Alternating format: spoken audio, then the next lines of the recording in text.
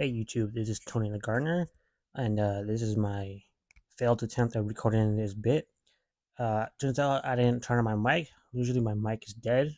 Um, this time I just completely forgot to turn it on, so that was completely my fault. But either way, I have these three containers here that I'm gonna re-amend. You can see I was growing sweet potatoes, or sweet potatoes, sweet peas, and then I think it was lettuce, because the third one uh, didn't germinate the sweet pea for whatever reason. I don't know. But yeah, I was able to get some sweet peas. They taste pretty good, and I was able to harvest some seeds from it. So that's pretty awesome. And basically, right now, I'm gonna take out these weeds and other stuff I was growing in there, and I'm gonna dump it out in this container. This is this a 4 cubic gallon thing. I can't remember how much it can carry, but either way, gonna take all the soil out of here. I thought initially that these soils were made like with my native soil only, and I top dressed with compost, but I didn't do that. It was actually soil that I made already. I just forgot what I made it with. As you can see with this one, there was a good amount of roots. I couldn't tell if the roots were from mainly from the lettuce I was growing or some of the weeds from the that were in the container. But either way, this one had a giant root ball. You could tell the the plants really enjoyed being in this uh, growing medium. And like I said, it was just a excuse me, it was a growing medium that I made.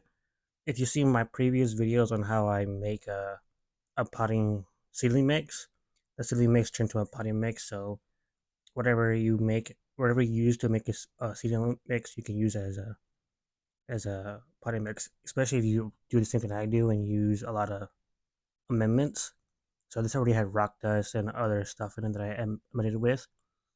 So basically, what I did is dumped out all the containers into this bucket or wagon, and I didn't put any more amendments in it. It was just raw. So uh, it probably needs a lot more nutrients, but I'm not going to do that right away just because the seeds I ended up planting in here don't need nutrients right away. But I could always do a compost tea, a top dress, stuff like that.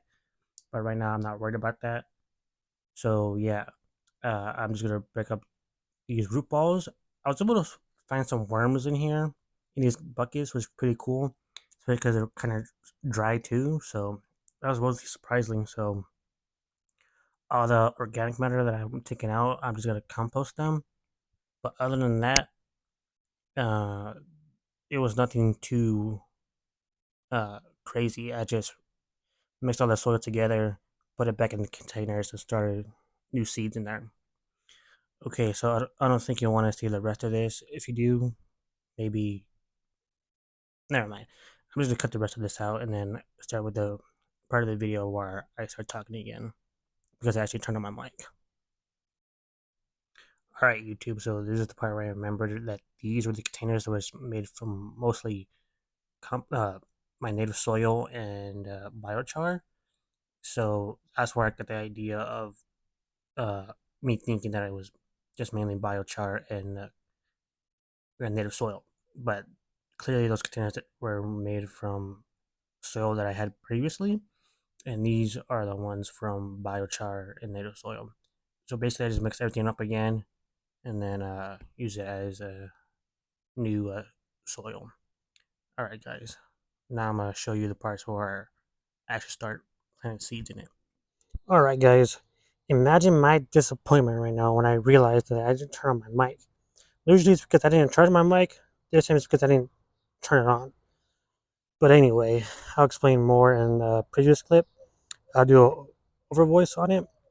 But yeah, anyway, I mixed the soils together and was able to fill these three containers. I did a little bit on these two, but I didn't have enough, so I just grabbed more of my native soil and backfill these in. And now I'm gonna plant the tomatoes in here. And I haven't decided what I want to plant in here just yet. But yeah, I'll be right back in a second. All right, guys. So On this side of the trellis, I'm gonna grow these purple bumblebee tomatoes just because they look pretty cool to me, and they're small, so they could do well in small containers, and they won't need too much water, especially during the heat. I don't have too many seeds in here, so hopefully I can save some seed. And I'm gonna plant the seed in the back so I can have an easier time getting to the trellis. And then in the front, I'm gonna plant some basil because basil's a good companion crop.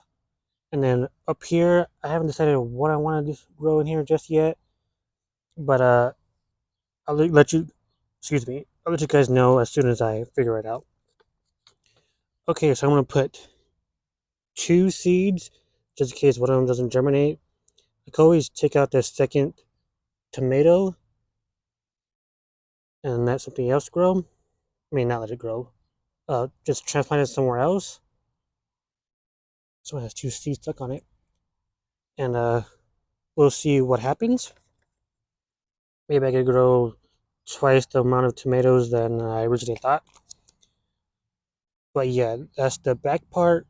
Now here's the front part growing some basil. I'm growing the same container just because I don't think they should compete too much, and I'm pretty sure you can plant basil and tomato pretty close together. Again, I'm gonna plant 2 seeds. I don't know if you could easily transplant basil, but if you can, that's pretty awesome. This was to get 1 seed just because I had one left, and I don't feel like getting another seed.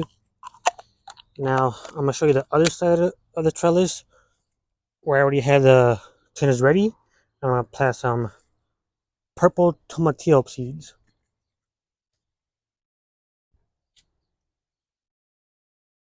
Okay, let me just set you up better. There we go. Again, some purple tomatillo. I got both these seeds from my gardener. I really like a seed company. $2 for each seed packet. And I think the bulbs and bare root stuff cost like $5, $10 maybe. Again, I really like a seed company, so I think it's a fair price. That's a lot of seeds. 2 seeds again, just in case one of them doesn't germinate. Or if they both germinate, maybe I can take one out. Or if it's worse, I'll just kill it. And I don't know if you can plant basil next to the tomatillos, but I'm gonna try anyway because I want a lot of basil this year. I want to try to make my own pesto.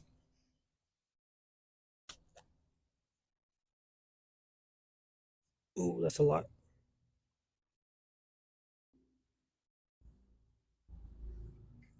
2 seeds,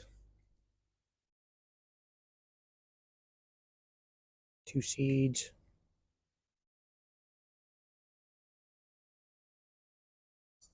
2 seeds. Okay, this one got way more seed than last time. But yeah, that's it for these containers.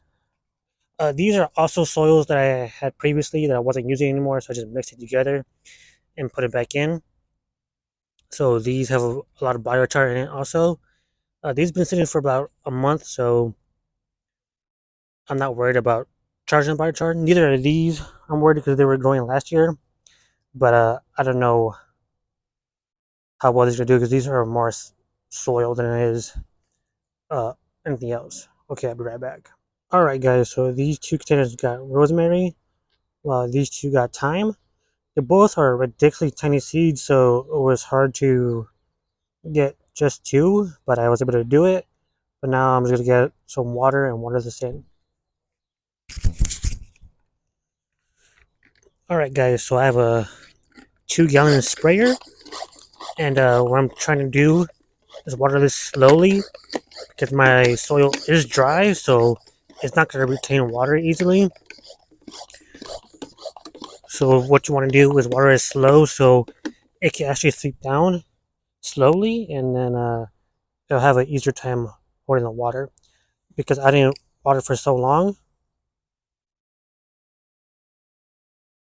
And like I said, my soil was kind of dry. And I'm using this old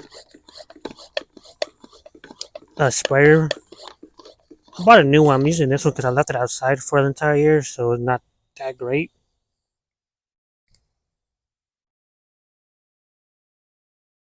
But yeah, if you have like a wetted agent, which I might make a video in the future, not today obviously, but if you have a wetting agent, basically it's kind of like soap, but organic soap, and it'll make it even easier for the water to penetrate the soil. But because I haven't done that right now, I'm just gonna water it low and slow.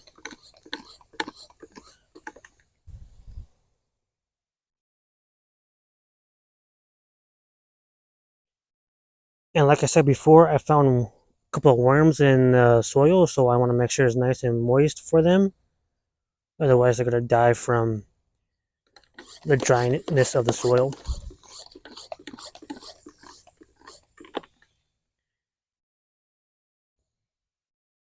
Especially with my native soil, not mixed with anything else, it's extremely dry. So my native soil might need a lot more water. And I plan on mulching these after the seedlings come up. But until then, I'm just gonna leave it be. But ideally, you wouldn't want your soil to be barren. Either you want a cover crop or some type of organic mulch on top. Okay, so I'm just basically doing the same thing on the other side, and I'll be right back with you guys when I'm done. Okay, so all the containers are nicely watered in. I don't know if they penetrated down low. I did it for like a couple of minutes, and then I'll probably wait 10 to 15 minutes and do it again. Probably do this a while because, like I said, the soil was extremely dry, so I don't want to go bone dry again. So yeah, I'll probably do this again later on. But I want to show you different projects I got going on in the garden. Okay, guys, so in these containers, I got a experiment going on. I don't know if you can see the name of the tags, but basically the top part of the containers are just basically soils that I mixed together that I had on hand, and that was it. Um, these front ones are basically biochar, and well, hold on. These three are biochar mixed with rock amendments that I had around, and a little bit of Dr. Earth fertilizer. So that's what's in front of these three, and then these three are basically just my biochar and native soil mixed together. So these are basically a 50-50 mix of biochar and native soil. And this one, I just layered it. So it's like 3 gallons of biochar and 2 gallons of native soil. So that's why this one's kind of different. And the only organic matter I put in these containers are basically dead weeds that came with my native soil. So technically, whatever breaks down will become my organic matter. And I put like a little dibble in these, so when I plant the seed, I can just cover it with a little bit of homemade soil that I had. So that's why there's some pumice in these. Otherwise, there wouldn't be any pumice in these at all. Maybe a little bit of perlite from old potting mixes like these. But yeah, that's a container garden experiment I got going on. I plan on planting these in a different area, but I just have these right now over here just because the other side of the garden that I want to put them in isn't ready. But yeah, let me show you the other things I got going on also. All right, guys. So I want to give you guys a quick update on the compost bin before I end this video. I don't know how well you can see that, but it's breaking down pretty well. There's some weed seeds coming up. I don't know where that came from, but they're nice and yellow, so they're not doing too well anyway. The worms will just eat those after they compost. But yeah, let me show you what I do next. I'm planning to feed the worms today anyway. They went. you don't see the worms too well right now, just because I opened this and the first recording I did, there was no audio, so I'm making sure there's audio. But yeah, let me show you what I do next. All right, YouTube. So if you saw my previous video on where I harvested my compost, you'll know that I don't have too much compost, so I don't want to use it in my raised beds or containers or anything like that right now, just because I don't have a lot of compost. But um, what I am using my compost for is to make compost tea, so I can extend it more. And then with the compost that I have in this bag, after I'm done making a compost tea, I just dump it in here, let the worms recharge it, and then I'll just clean this bag, spread it out evenly. I'm not gonna add water in here just because my compost already is just soaking wet from making compost tea. And I'm recently I've been making my own worm grit because I just realized, or watching a couple of videos, realized that I didn't have any worm grit. And if you know that worms need grit because their guts are just like chickens, they don't have a they don't have a way to because they don't have teeth, so they don't have a way to break down all the things they want to consume. So the grit is to help them break down everything they want to consume, and like chickens, birds, they use small rocks and stuff to break down the food. So the same thing is with worms. And yeah, I think that's it for today's video. I'd like to say thank you for watching. If you enjoyed this video, please leave a like, comment, subscribe, and I'll see you next video. Peace.